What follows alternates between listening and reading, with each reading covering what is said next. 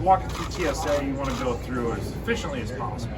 And traveling with a service animal, you want to have that service animal obviously be trained well enough to go through TSA.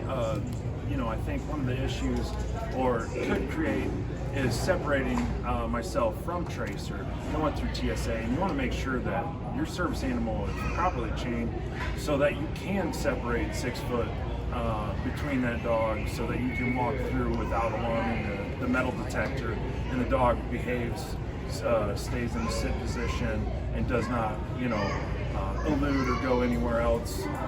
And I think that's one of the biggest challenges that I face going through TSA. Obviously, Tracer's pretty well trained, so I don't have to worry about him going anywhere. But that is a concern, I would say, for someone going through TSA. So just making sure that your service animal is trained properly. We want to make sure that process, again, is as clear as possible so people know what that expectation is, so they can prepare themselves mentally too, because Absolutely. Obviously the last thing we want is somebody who has those challenges to face an intimidating experience and then have a bad experience in the process. So that's kind of what we're trying to alleviate by making sure that all these groups are engaged in the conversation about how the security process works.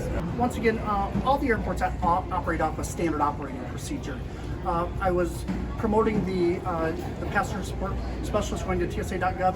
What that does is gives veterans or people that have challenges coming through airports to give local airports a heads up.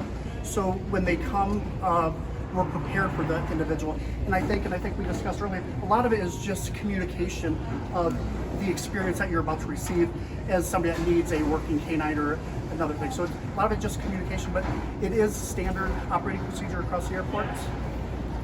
And I asked Doug, the TSA agent who escorted Trent, he patted down Tracer, and he said that would be standard no matter what kind of animal it was that was going through security. So obviously making sure that the alarm is cleared, that the animal is safe to go through as well, that's going to be standard procedure. And is this an issue specific to veterans, or is this something that you're working on for anybody that requires a service animal? Anybody. I mean, I think the biggest thing I want to make sure is that people feel like they can go to an airport and travel and know the experience that they're gonna get when they go through TSA. We want more people to be traveling. I mean, the pandemic's over. Let's get back to experiencing life and visiting those we love and want to see across the country.